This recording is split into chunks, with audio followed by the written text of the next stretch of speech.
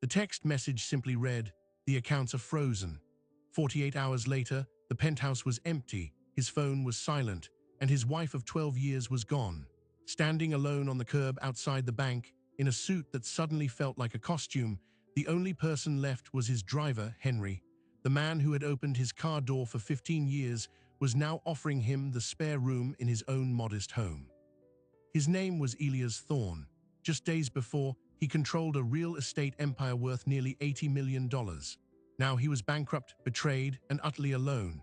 This is the story of what happens when everything built on money vanishes overnight. It forces one brutal question: when the wealth is gone, who stays? And as Elias accepted Henry's quiet offer, he had no idea that his driver's loyalty would be tested by a secret from his own forgotten past. To understand the fall, you must first see the height.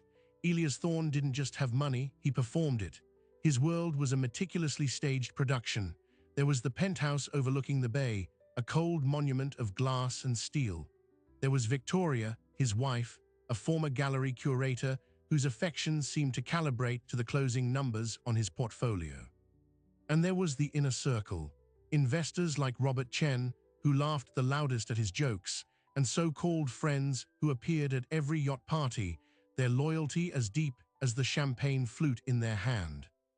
For 15 years, Henry was the silent witness to it all. The driver, a man of few words, steady hands, and impeccable timing. He opened doors, navigated traffic, and maintained a professional distance so absolute it became part of the scenery. He saw the frantic late-night calls, the strained silences after family dinners, the way the laughter at charity galas never quite reached anyone's eyes. He drove Elias to mergers that made millions and away from meetings that broke competitors. But he never offered an opinion. That wasn't his role. The empire itself was built on leverage and allure. Thorne Development specialized in converting historic downtown buildings into luxury condominiums. The model was simple: secure a landmark property with massive debt, sell the promise of exclusive living before a single wall was moved, and use the pre-sales to fund the next, grander project. It was a beautiful, precarious house of cards, and for a decade, the wind blew only in his favor. His net worth wasn't just in assets, it was in perception. He was the man who could not fail. The first crack was almost invisible. It was a zoning variance for the old Chamberlain Hotel, a crown jewel project. A city council member, a man Elias had wined and dined for years, unexpectedly recused himself. The vote was delayed. Then a niche financial blog run by a persistent reporter named Anya Kozlov published a speculative piece. It didn't accuse, it merely asked, how many historic facades are holding up Thorne's debt? The question was a seed of doubt. Elias dismissed it. He was a master of confidence. He threw a more extravagant party.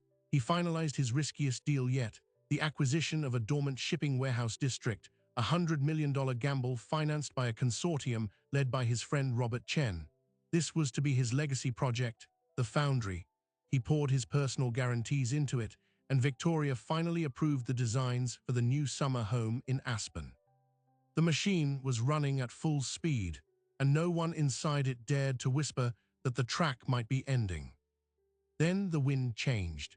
The Federal Reserve announced an aggressive series of interest rate hikes to combat inflation. For the average person, it meant higher mortgage payments. For Elias Thorne, it was a torpedo below the waterline. The variable rate loans on his 3 major properties saw their monthly payments balloon by 40% overnight. The pre-sales for the Foundry slowed to a trickle as financing for buyers evaporated. The silent panic began. Elias called in every favor. He met with Robert Chen, expecting the consortium to extend their terms. Instead, Robert, his smile brittle, explained that his investors were nervous. He offered a lifeline, a buyout of Elias' personal stake in the consortium at 70 cents on the dollar. It wasn't an offer, it was a salvage operation for Robert's own skin. Elias refused, his pride a final, expensive wall. He turned to his other friends, the ones from the yacht. The conversations were short, apologies about market conditions and personal liquidity issues. Their loyalty, he realized with a cold sweat, had been to his balance sheet, not to him. The social invitations stopped. His phone, once buzzing constantly, grew eerily quiet. Victoria was the last pillar to show strain. The arguments started over trivial things, a misplaced watch, a cancelled trip. Then one night she said the quiet part aloud. What happens if we have to sell the apartment, Elias? She wasn't asking about real estate. She was taking an inventory. He saw her mentally calculating the value of her jewelry, the art, her exit. 2 weeks after the bank issued its first default notice, she left for her mother's house in Palm Springs. For a breather, she said, she took 2 suitcases and her passport. The note she left on the marble kitchen island didn't mention love. It mentioned her lawyer. The collapse, when it came, was administrative and brutal. It wasn't a dramatic scene on the trading floor. It was a series of certified letters, foreclosure notices, notices of default from the syndicate lenders. A personal guarantee was called in, tying up his remaining liquid assets. The bank froze his primary accounts. The penthouse, owned by a holding company, was seized. He was evicted by a polite man with a court order.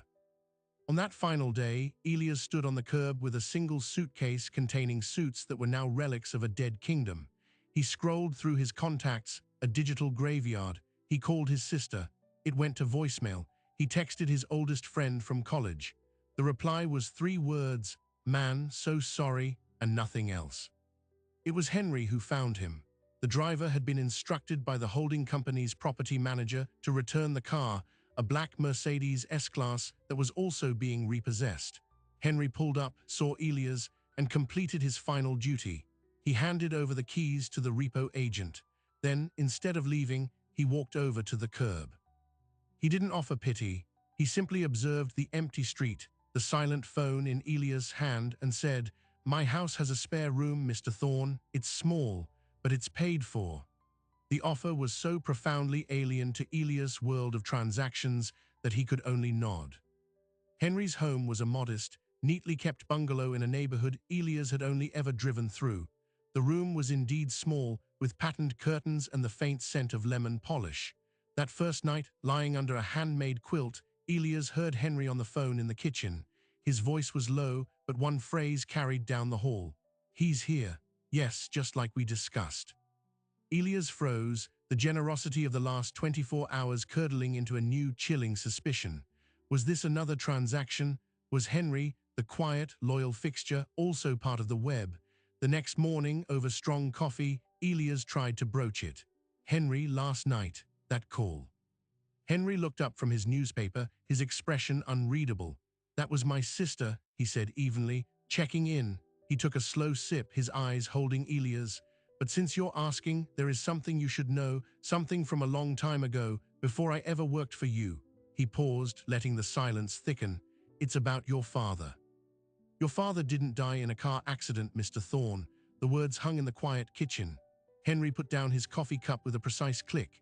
He explained that 30 years ago, he worked not as a driver, but as a junior accountant at a mid-sized manufacturing firm. His boss was a kind, ambitious man named Charles Thorne. "Your father. He wasn't the CEO, but he was the operations manager, the person who knew every machine, every worker, and every invoice.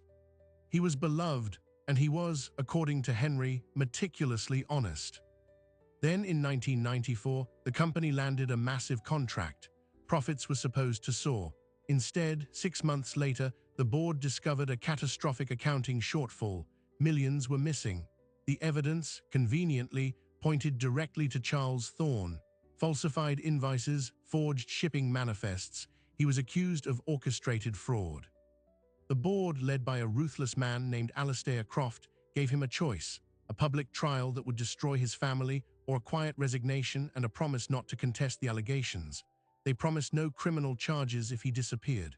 Broken and believing he had no way to prove his innocence, Charles agreed.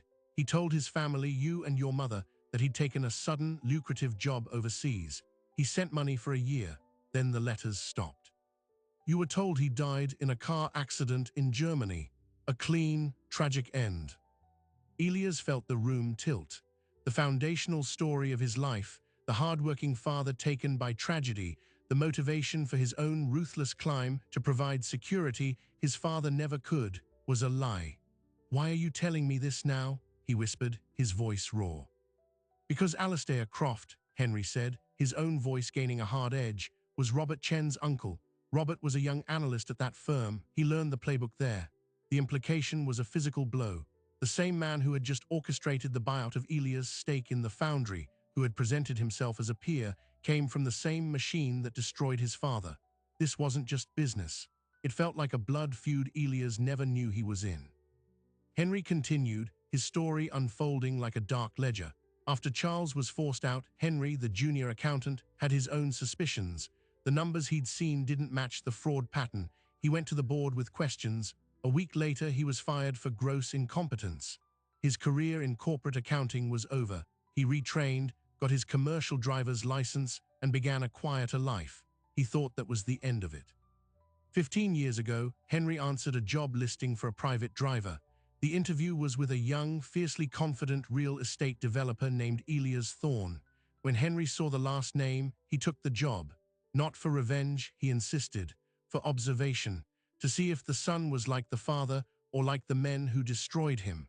For over a decade, he watched.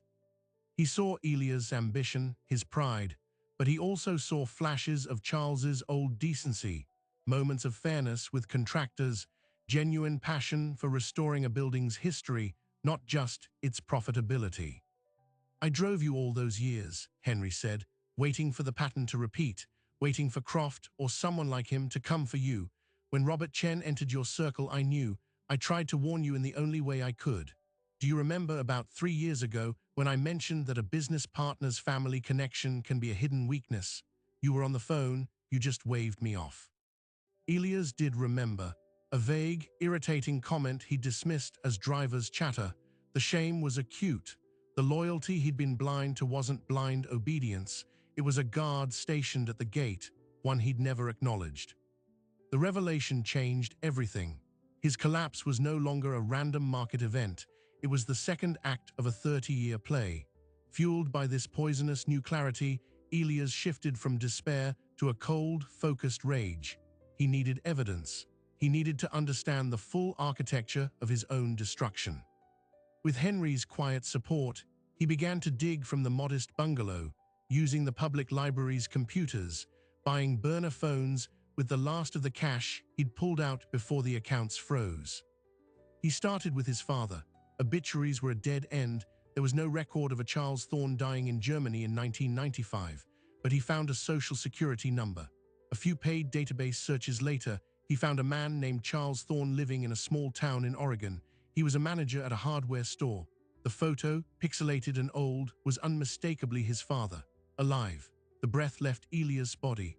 The lie was so much bigger than he'd imagined. Confronting that reality was a paralyzing prospect. Instead, he turned his fire on the present. He reached out to Anya Kozlov, the blogger who'd first questioned his debt. To his surprise, she agreed to meet. In a diner, over bad coffee, she laid out her own investigation. She wasn't after him personally, she explained. She was tracing a pattern of convenient zoning changes and municipal approvals that benefited a handful of developers, all connected to a network of lobbyists and city officials. Robert Chen's name was a nexus in her charts. "Your collapse wasn't the story," she said. "It was the predictable outcome. Chen's consortium needed the Foundry project to fail. They had a competitor ready to buy the distressed assets for pennies. You were the designed failure." She handed him a manila envelope. Inside were photocopied emails obtained through a source in city planning. They showed correspondence between Robert Chen's development arm and the city council member who had mysteriously recused himself from the Chamberlain Hotel vote. The subject line, "Managing the Thorne situation." The emails discussed applying leverage and timing the market discomfort. It was a blueprint for a targeted squeeze. This was it. This was the proof of collusion, of a deliberate effort to trigger his collapse. But as Elias' hope surged, Anya delivered the gut punch. "This is suggestive, but it's not a smoking gun in court. They're careful. The word conspiracy is never used. They talk about market conditions and risk assessments. To a judge, it looks like aggressive business, not a crime." She leaned forward. "The real weapon they used wasn't in these emails. It was in your head. Your ego, your pride, your refusal to see your friends as competitors. They knew you. Never accept Robert's lowball offer until you were completely out of options. They timed it perfectly." Elias returned to Henry's house, the emails feeling both powerful and useless. He had the what, but not the how to prove it. That night, as he lay awake, another memory surfaced. A year ago, during a late drive back from a tense meeting, Robert Chen had been in the car, bragging on a speakerphone call about a bulletproof new legal structure he was using for offshore assets. He mentioned the name of the law firm, Vance and Locke. Elias had paid no mind. Now it was a thread. The next day, he and Henry devised a riskier plan. Using a fictional business name, Elias called Vance and Locke, posing as a potential client referred by Robert Chen, asking about their specialty in international asset shelters. The call was transferred to a senior partner. The man was guarded but proud of his work. He mentioned, almost casually, a bespoke continuity protocol they'd recently established for a consortium of high-net-worth individuals to shield assets during domestic market readjustments. It was a fancy way of saying, a plan to protect money when a targeted business was driven into bankruptcy. Henry, listening on extension, scribbled a note and slid it to Elias. Ask about the trigger mechanism. Elias, his heart pounding, asked how such a protocol is activated. The lawyer, now sensing he'd said too much, became curt. Through predefined debt covenants and cross-default clauses, of course, standard practice. He ended the call quickly, but the term cross-default clauses was the key. It meant if Elias defaulted on one loan, it could automatically trigger defaults on others. A cascade built into the fine print he'd been too arrogant to scrutinize. The puzzle was forming a terrible picture. Robert Chen and his group had not merely bet against him, they had helped build the trap he was in, wiring it to collapse at a specific time. And they had done it with the cool precision of men who had done it before. Just as this new understanding crystallized, a different kind of threat arrived. A process server found the bungalow. He handed Elias a thick packet of documents. It was from Victoria's lawyers. She was filing for divorce, which he expected. But the accompanying motion was a shock. She was petitioning the court for an emergency injunction to freeze and account for all remaining marital assets, claiming Elias was dissipating wealth to shield it from creditors and her. Her affidavit was brutal. It depicted him as financially reckless, emotionally volatile, and implied he might flee. She cited his disappearance to an unknown location, Henry's address, as evidence of this. The legal onslaught was a masterstroke. It painted him as a villain to the court and the public. Worse, it meant any money he might scrape together, any potential settlement from proving Robert Chen's conspiracy, could be intercepted by her claim. The wife who had left at the first sign of trouble was now leading the charge to pick his bones clean. The betrayal was so complete, it felt absurd. Sitting at Henry's kitchen table, surrounded by legal gibberish that spelled his final ruin, Elias finally broke, not into tears, but into a hollow, exhausted laugh. They're all in on it, Henry. My wife, my friends, my partners. It's a full-circle liquidation. He looked at the old man, the only constant. Why are you still here? With all this, why didn't you just drive away? Henry was silent for a long time. He walked to a small hallway closet, reached to the top shelf, and brought down a small, locked metal box. He produced a key, opened it, and placed a single yellowed photograph on the table. It showed two young men in front of a factory, arms slung over each other's shoulders, grinning. One was a younger Henry, the other was Charles Thorne. On the back, in faded ink, it read, "To Henry, who keeps the numbers honest, friends always. Charles." He gave me that the day before he was forced out, Henry said, his voice thick. He knew he was being set up. He told me, they'll come for me, don't fight them, just remember. I took the job with you to remember, and to make sure when they came for you, you weren't alone in the dark like he was. The emotional weight of the statement was staggering. This wasn't pity. It was a debt of honor paid across a generation. But Henry wasn't finished. He took a deep breath. There's more. The night your father left, he didn't just give me a photograph. He gave me something else. Something he said was his insurance policy. He made me promise to only use it if his family was ever in true danger or if the same people came for his son. Henry looked Elias directly in the eye. I believe that time has come. What he left, it isn't money, it's a ledger, and I think it names the man who really stole those millions 30 years ago. The ledger was not a book of numbers, but a story of shame. Henry produced a simple cloth-bound journal. Inside, in his father's meticulous handwriting, was a daily log. It didn't just track missing money, it tracked a man's conscience. The entries started normally: supplier costs, payroll projections. Then a note: AC insists we use new vendor Meridian Supply. My audit shows their invoices are 40% above market. He overruled me. The initials AC were everywhere, Alastair Croft. Over months, the entries grew more frantic. Inventory shortage of $50,000. AC says it's a clerical error. The paperwork he gave me is forged. Asked the board for an independent review. AC called me disloyal in front of everyone. The final entry, dated the day before Charles Thorne was forced out, was a single heartbreaking line. I cannot prove it. He has the board, the auditors, and my signature on documents I did not prepare. He told me today that if I go quietly, my family will be provided for. If I fight, he will ruin them too. God forgive me. Elias read the words, the ghost of his father's despair filling the quiet room. The ledger was a damning character witness, but as Anya Kozlov had warned, it wasn't a legal weapon. It was a diary, a hypothesis. They needed the proof that the money went to Croft. Then, tucked in the back of the journal, Elias found a brittle, yellowed receipt. It was from a private storage company, dated 1994. A unit had been rented in the name of a shell corporation, Morningside Holdings. The authorized signatory was Charles Thorne, but in the margin, in his father's hand, was a note, key held by Croft. He says it's for client gifts. Henry's eyes widened. He never told me about a storage unit. This was the thread. If Croft had used Charles's name to rent a unit, and if anything from the fraud was stored there, it was a 30-year-old lead, colder than stone. The storage company had likely changed hands a dozen times. The unit would have been auctioned off for non-payment decades ago. The chance that any evidence survived was virtually zero, but it was the only physical location they had.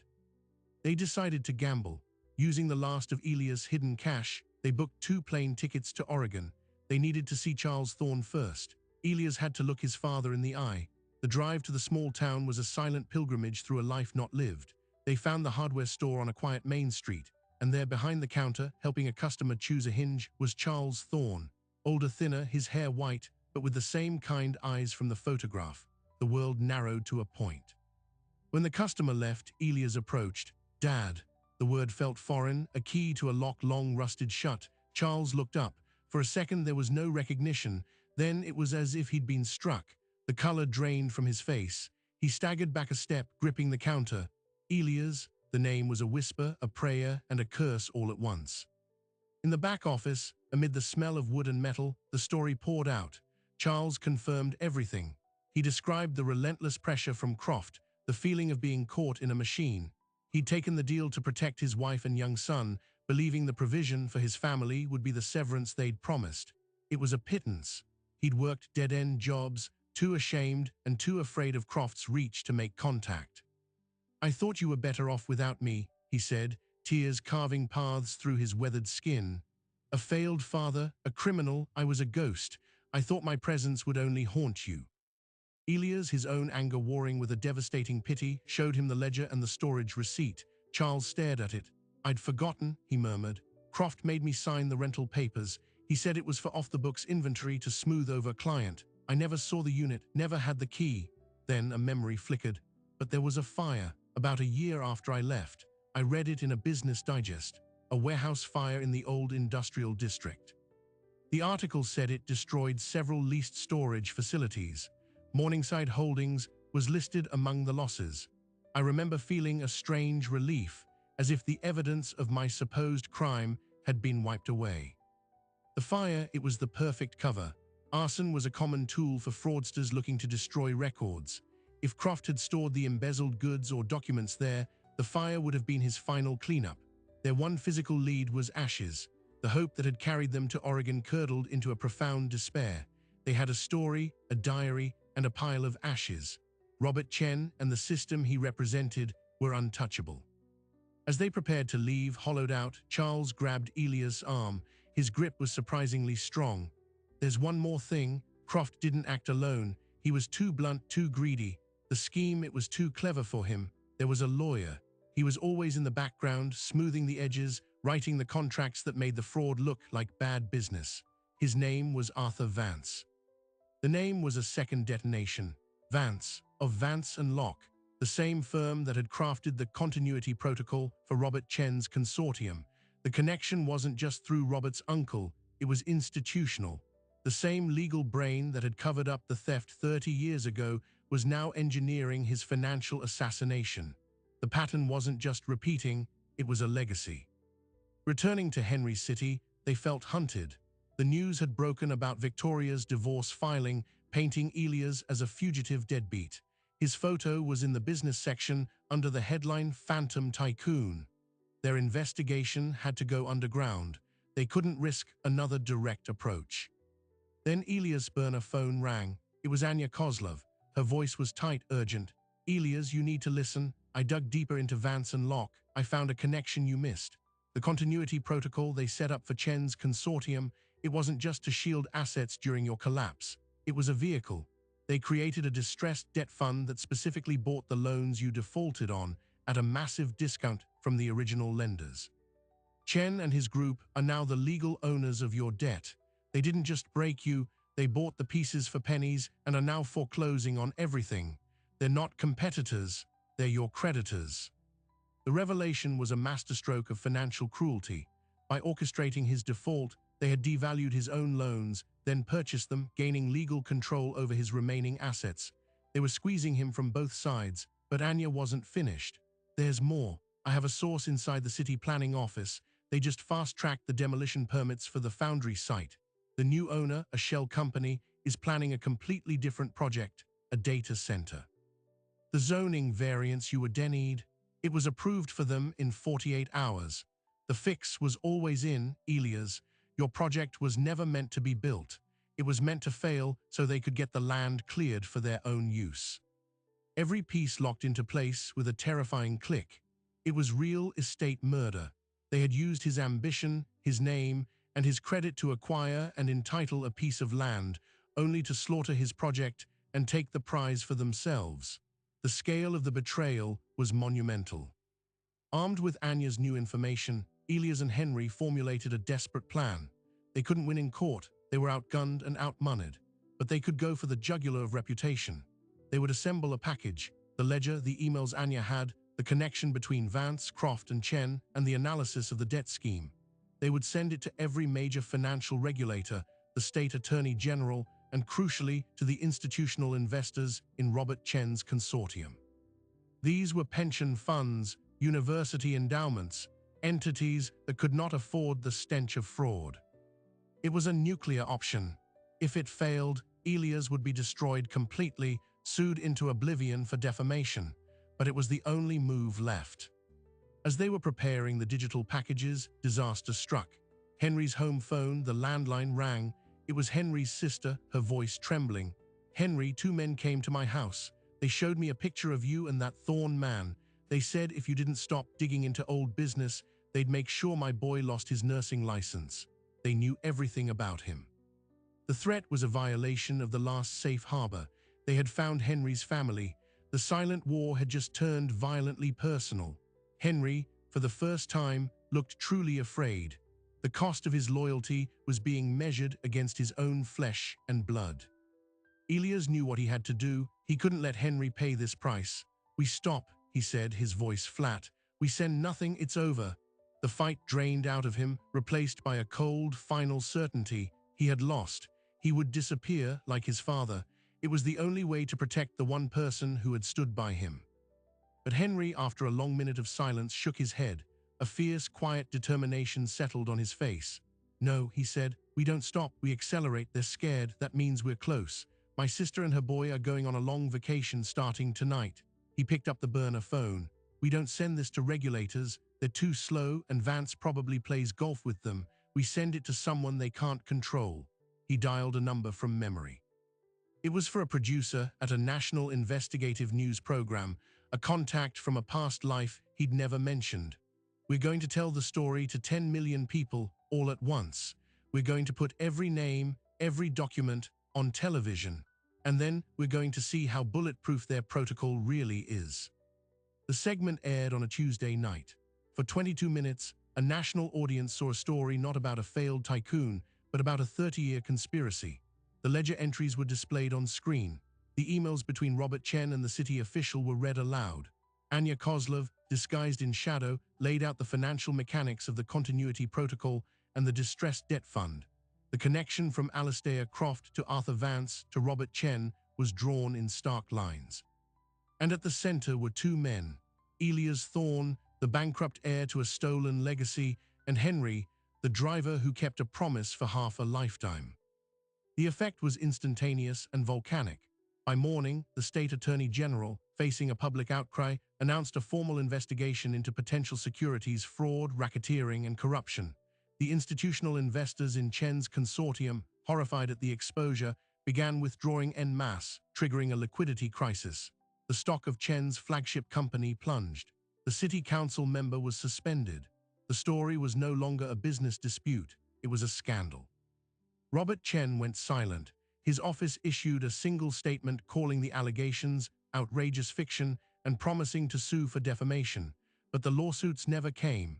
Instead, his lawyers entered into frantic, closed-door negotiations with the Attorney General's office.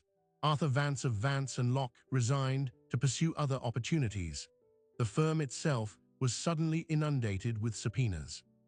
In the eye of this storm, Elias and Henry remained in the bungalow, watching the world they had upended. Elias' burner phone began to ring with numbers he didn't recognize, old friends suddenly expressing support, reporters seeking comment, even a few venture capitalists smelling opportunity in his story. He ignored them all. The first real closure came from an unexpected direction. Victoria's lawyer called. Her petition for the emergency injunction was withdrawn. Her entire divorce filing was amended. She was now seeking a straightforward, no-fault dissolution and waiving any claim to future assets, asking only for a one-time settlement based on their pre-collapse marital standard. It was a retreat, a desperate attempt to distance herself from the toxic narrative of the gold-digging wife. Elias, through his own newly retained attorney, agreed. He gave her the settlement from what little was left after the creditors, a sum that felt like the price of his own former blindness. He never spoke to her again. With the public momentum on his side, Elias' legal position transformed. The Attorney General's investigation provided the shield he needed. The banks holding his defaulted loans, now themselves under scrutiny for their role in the scheme, agreed to a temporary stay on all foreclosure proceedings pending the outcome of the investigation. Then a formal offer arrived. It was from Robert Chen's legal team. They proposed a global settlement. In exchange for Elias dropping any civil claims and making no further public statements, they would return clear title to the Foundry land to him, release all personal guarantees on the debt associated with it, and provide a cash payment of $5 million. It was not justice. It was a ransom to make the problem go away, but it was also a lifeline. Henry urged him to take it. It's not everything, but it's a foundation. You can rebuild clean. Elias was torn. Accepting felt like letting them buy their way out of a crime, but fighting on in the courts would take years and millions he didn't have. He thought of his father who had fought and lost everything. He decided on a different path. He counteroffered. He would accept the terms, but with two conditions. First, the cash payment would be $10 million to be placed in a trust to fund legal assistance for small developers facing predatory tactics. Second, Robert Chen had to provide a sworn, confidential affidavit detailing the entire scheme to be held by the Attorney General. It was a choice: give Chen a way out with his wealth mostly intact, but hold the sword of Damocles over his head forever. After a week of silence, they agreed. The papers were signed. The affidavit was delivered. In it, Chen detailed how his uncle, Alastair Croft, had taught him the playbook. He admitted to the coordinated pressure on Elias' zoning, the manipulation of the debt covenants, and the plan to acquire the assets through the distressed fund. He named Arthur Vance as the architect. He stopped short of admitting to criminal fraud, but the narrative was undeniable. The Attorney General's office now had a roadmap. With the settlement, Elias was suddenly, modestly solvent again. He owned a valuable piece of land, free and clear. He had a small amount of capital from the remaining settlement after establishing the trust. More importantly, he had his name back, not as a mogul, but as a victim who had fought back. He went to Oregon again, this time with a proposal for his father. He showed Charles the affidavit, the settlement, the cleared land. "I want to build on it," Elias said, "but not a data center, not luxury condos. I want to build affordable live workspaces for artists and small manufacturers. The kind of project that actually helps a neighborhood. I don't know how to do that." but you built things for your whole life. You managed people, you understood materials, you knew how to make a budget work. I need a partner. Charles Thorne, at 72, looked at his son, then at the plans. A slow, real smile spread across his face for the first time in 30 years. He sold his hardware store and moved back to the city. The groundbreaking for the foundry, now renamed the Charles Building, was a small, quiet affair. No champagne, no press, just Elias, Charles, Henry, and Anya Kozlov, who had agreed to consult on community outreach. As they turned the first shovel of dirt, Elias felt a peace he had never known in his years of chasing millions. He was building something that couldn't be stolen. Henry continued to drive, but now it was for the new family business. He was no longer just a driver, he was a partner, the head of logistics, and in many ways, the moral compass. His sister's son kept his nursing license. The threats had evaporated with Chen's retreat.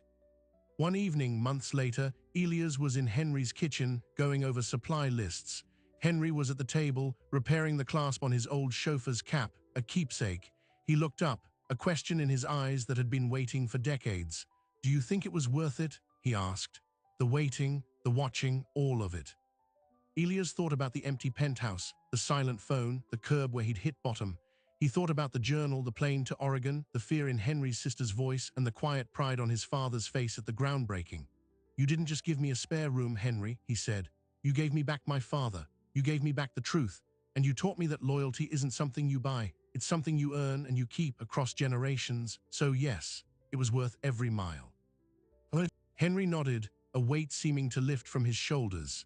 He finished the repair, put the cap on, and adjusted it in the reflection of the window.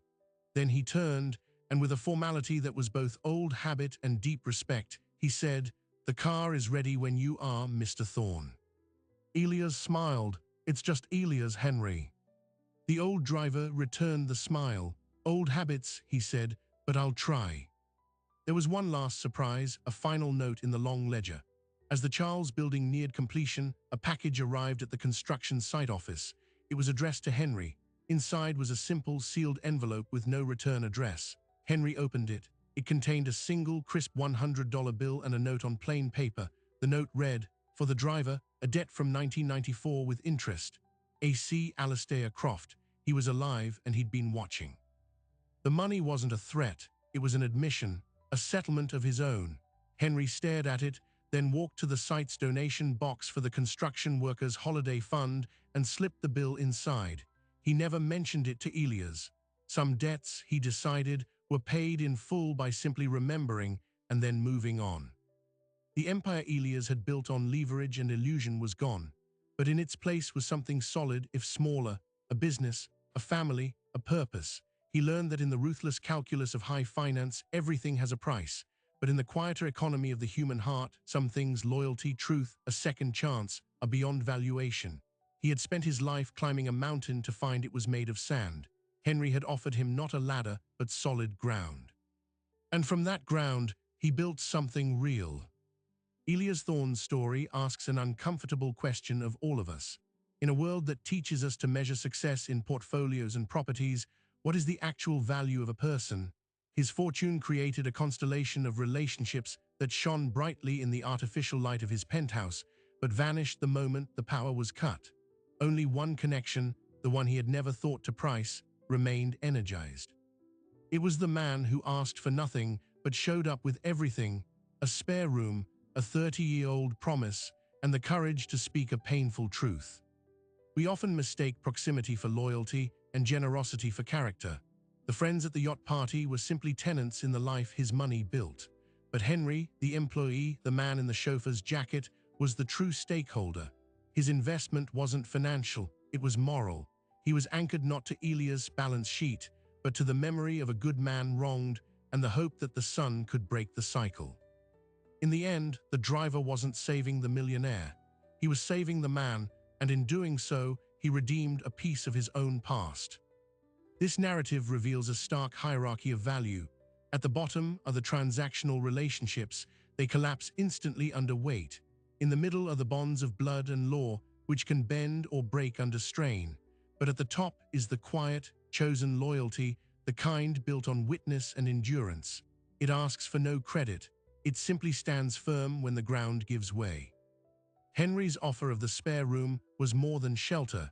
It was an argument against the entire philosophy Elias had lived by. It proved that the strongest safety net isn't woven from money, but from mutual respect. So what remains when the gold is stripped away? For Elias, it was the truth of his father, the integrity of an old driver, and the chance to build something that couldn't be stolen. He discovered that the richest man isn't the one with the most in his account, but the one with something or someone that no market crash can ever take from him.